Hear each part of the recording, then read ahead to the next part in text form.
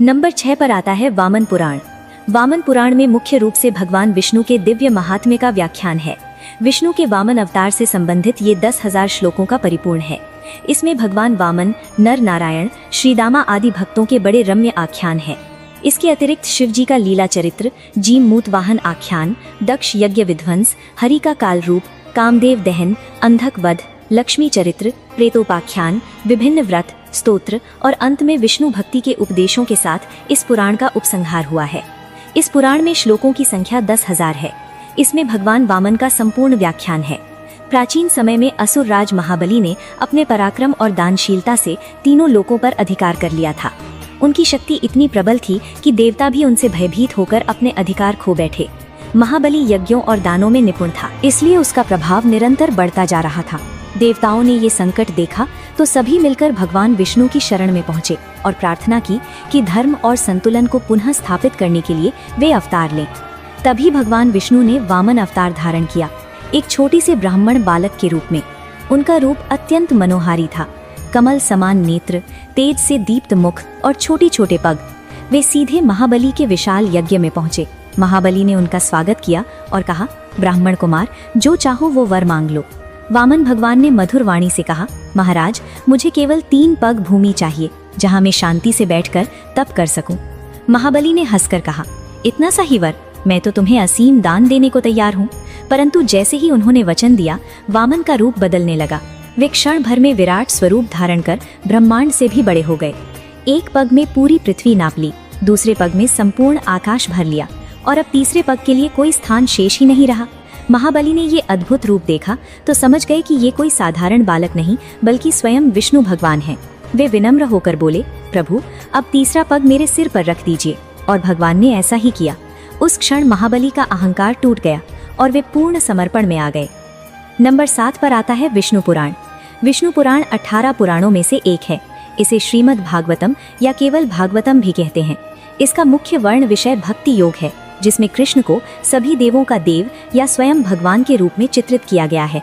इसके अतिरिक्त परंपरागत तौर पर इस पुराण का रचयिता वेद व्यास को माना जाता है। श्रीमद् भागवत भारतीय वाङ्मय का मुकुट मणि है। भगवान शुकदेव द्वारा महाराज परीक्षित को सुनाया गया भक्ति मार्ग का तो मानो सोपान ही है। इसकी प्रत्येक श्लोक में श्री कृष्ण प्रेम की सुगंधी है। इसमें साधन ज्ञान, सिद्ध ज्ञान, साधन भक्ति, सिद्धा भक्ति, मर्यादा मार्ग, अनुग्रह मार्ग, द्वैत अद्वैत समन्वय के साथ प्रेरणादायी विविध उपाख्यानों का अद्भुत संग्रह है। भागवत पुराण में महर्षि सूत गोस्वामी उनके समक्ष प्रस्तुत साधुओं को एक कथा सुनाते हैं। साधु लोग उनसे विष्णु के विभिन्न अवतारों के बारे में प्रश्न पूछते हैं। सूत गोस्वामी कहते हैं कि ये कथा उन्होंने एक दूसरे आर्ष सुखदेव से सुनी थी। इसमें कुल 12 स्कंध हैं। प्रथम कांड में सभी अवतारों को सारांश रूप में वर्णन किया गया है।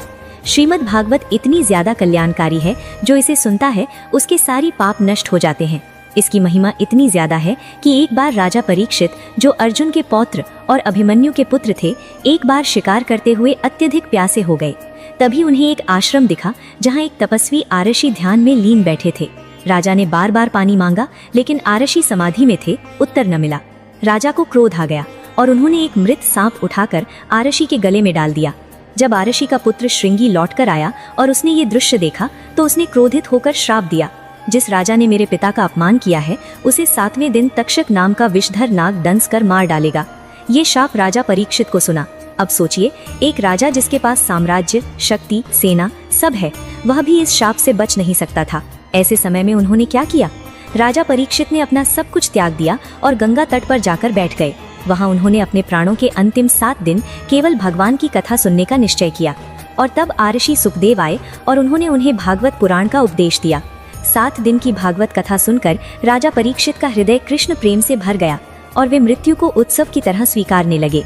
नियत समय पर तक्षक नाग आया और डसकर उनके शरीर को भस्म कर दिया, लेकिन कथा के प्रभाव से उनकी आत्मा सीधे भगवत धाम को चली गई। नंबर 9 पर आता है शिव पुराण। सभी 18 महापुराणों में से शिव पुराण को अत्यंत महत्वपूर्ण स्थान प्राप्त है। ये पुराण केवल कथा ग्रंथ नहीं बल्कि स्वयं भगवान शिव की महिमा का गान, उनकी उपासना की विधि और जीवन की गूढ़ रहस्यों का अनमोल भंडार है। इसमें ब्रह्म शिव के कल्याणकारी स्वरूप का तात्विक विवेचन, उनके रहस्य, महिमा और उपासना का विस्तृत वर्णन मिलता है। यहाँ शिव को पंच देवों में प्रधान, अनादि सिद्ध परमेश्वर के रूप में स्वीकार किया गया है। शिव स्वयंभू है, शाश्वत है, सर्वोच्च सत्ता है, विश्व चेतना है और संपूर्ण ब्रह्मांड के आधार है। इस ग्रंथ में भगवान शिव के विविध रूपों, अवतारों, ज्योतिर्लिंगों, शिव धाम, शिव भक्तों, शिवोपासना और शिव तत्व का अद्भुत संगम देखने को मिलता है। इस पुराण में भगवान शिव के अनेक रूपों और अवतारों का वर्णन है, जैसे अश्वत्थामा, दुर्वासा, हनुमान, शंकराचार्य आदि को शिव का अंशावतार माना गया है। इसके अतिरिक्त शिव की विवाह की कथा, पार्वती जी का तप, कार्तिकेय और गणेश जी की उत्पत्ति, समुद्र मंथन के द्वारा विषपान और शिव भक्तों की अद्भुत कथाएं इसमें विस्तार से मिलती हैं। शिव पुराण में सृष्टि की उत्पत्ति और प्रलय का रहस्य भी बताया गया है। भगवान शिव ही वो शक्ति हैं जिनसे सृष्टि उत्पन्न होती है, वही पालन करते हैं और समय आने पर वही उसका संहार करते हैं। प्रलय के समय संपूर्ण ब्रह्मांड शिव में ही लीन हो जाता है। शिव पुराण में ये भी स्पष्ट है कि भगवान शिव अपने भक्तों पर अत्यंत शीघ्र प्रसन्न हो जाते हैं। भक्त चाहे दानव हो, गंधर्व हो या साधारण मनुष्य, यदि उसने सच्चे मन से शिव का स्मरण किया तो उसे मनोवांछित फल प्राप्त हुआ। यही कारण है कि शिव को आशुतोष कहा जाता है। नंबर 10 पर आता है नारद पुराण। नारद पुराण या नारदीय पुराण 18 महापुराणों में से एक पुराण है। ये स्वयं महर्षि नारद के मुख से कहा गया एक वैष्णव पुराण है। महर्षि व्यास द्वारा लिपिबद्ध किए गए 18 पुराणों में से एक है। प्रारंभ में ये 24,000 श्लोकों का संग्रह था, लेकिन वर्तमान में उपलब्ध संस्करण में केवल 22,000 श्लोक ही उपलब्ध हैं। इस पुराण के विषय में कहा जाता है कि इसका श्रवण करने से पापी व्यक्ति भी पाप मुक्त हो जाते हैं। पापियों का उल्लेख करते हुए कहा गया है कि जो व्यक्ति ब्रह्म हत्या का दोषी है, मदिरा पान करता है, मांस भक्षण करता है, वेश्यागमन करता है, तामसिक भोजन खाता है तथा चोरी करता है, वह पापी है। इस पुराण का प्रतिपाद्य विषय विष्णु भक्ति है। संपूर्ण नारद पुराण 2 प्रमुख भागों में विभाजित है। पहले भाग में 4 अध्याय हैं, जिसमें सूत और शौनक का संवाद है। ब्रह्मांड की उत्पत्ति, विलय, सुखदेव का जन्म, मंत्रोच्चार की शिक्षा, पूजा के कर्मकांड, विभिन्न मासों में पड़ने वाले विभिन्न व्रतों के अनुष्ठानों की विधि और फल दिए गए हैं। दूसरे भाग में भगवान विष्णु के अनेक अवतारों की कथाएं हैं। ये पुराण इस दृष्टि से काफी महत्वपूर्ण है कि इसमें 18 पुराणों की अनुक्रमणिका दी गई है। नंबर 11 पर आता है पद्म पुराण। क्या आप जानते हैं, महर्षि वेद व्यास द्वारा रचित संस्कृत भाषा में रचे गए 18 पुराणों में से एक पुराण ग्रंथ है। सभी 18 पुराणों की गणना में पद्म पुराण को द्वितीय स्थान प्राप्त है। श्लोक संख्या की दृष्टि से भी इसे द्वितीय स्थान रखा जा सकता है। पहला स्थान स्कंद पुराण को प्राप्त है। पद्म का अर्थ है कमल का पुष्प, क्योंकि सृष्टि रचयिता ब्रह्मा जी ने भगवान नारायण के नाभि कमल से उत्पन्न होकर सृष्टि रचना संबंधी ज्ञान का विस्तार किया था, इसलिए इस पुराण को पद्म पुराण की संज्ञा दी गई है। इस पुराण में भगवान विष्णु की विस्तृत महिमा के साथ भगवान श्री राम तथा श्री कृष्ण के चरित्र, विभिन्न तीर्थों का महात्म्य, शालग्राम का स्वरूप, तुलसी महिमा तथा विभिन्न व्रतों का सुंदर वर्णन है। पद्म पुराण हिंदू धर्म के प्रसिद्ध धार्मिक ग्रंथों में विशाल पुराण है। केवल स्कंद पुराण ही इससे बड़ा है।